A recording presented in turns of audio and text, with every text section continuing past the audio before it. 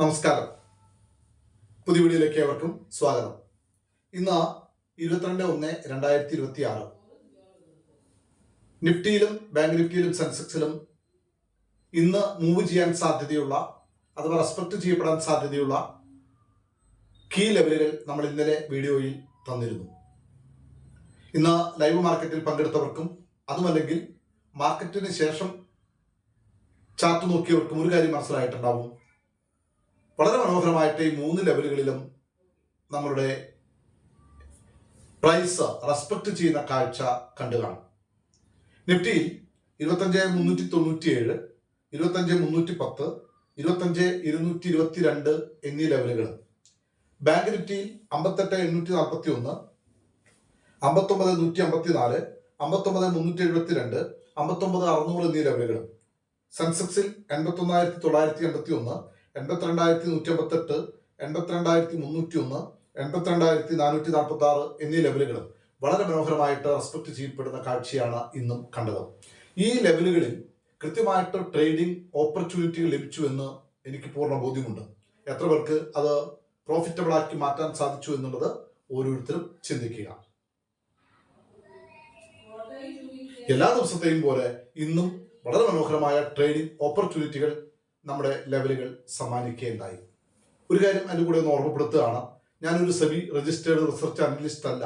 അതുകൊണ്ട് തന്നെ ഈ ലെവലുകളിൽ ട്രേഡ് ചെയ്യുന്നത് ഓരോരുത്തരും അവനവന്റെ റിസ്കിൽ മാത്രമായിരിക്കണം. കാരണം നമ്മൾ തരുന്ന ലെവലുകൾ എഡ്യൂക്കേഷണൽ പർപ്പസിന് വേണ്ടി മാത്രമുള്ളതാണ്. അവിടെ എന്ത് സംഭവിക്കുന്നുവെന്ന് നോക്കുക, പഠിക്കുക. വരും നാളുകളിൽ, വരും ദിവസങ്ങളിൽ അത്തരം ലെവലുകളിൽ അത്തരം പ്രൈസ് ആക്ഷൻസ് വരുമ്പോൾ എങ്ങനെയാണ് ആക്ട് ചെയ്യുക എന്നൊരു ധാരണ നമുക്ക് ലഭിക്കാനായിട്ട് സഹായിക്കും. ഇനി നാളത്തെ ലെവലുകൾ എന്തൊക്കെയാണ്?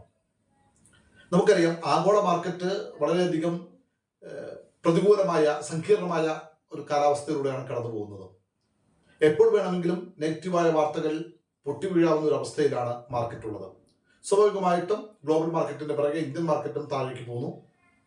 അനിശ്ചിതാവസ്ഥ എവിടെയും ഉണ്ട്.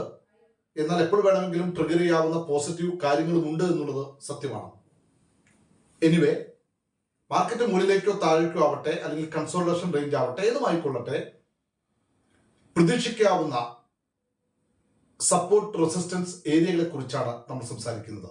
എന്ന് വെച്ചാൽ നാളെ 23/1/26 നമ്മൾ പ്രതീക്ഷിക്കുന്ന നിഫ്റ്റിയുടെയും ബാങ്ക് നിഫ്റ്റിയുടെയും സെൻസെക്സിന്റെയും ലെവലുകളാണ് പറയാനായിട്ട് പോകുന്നത്.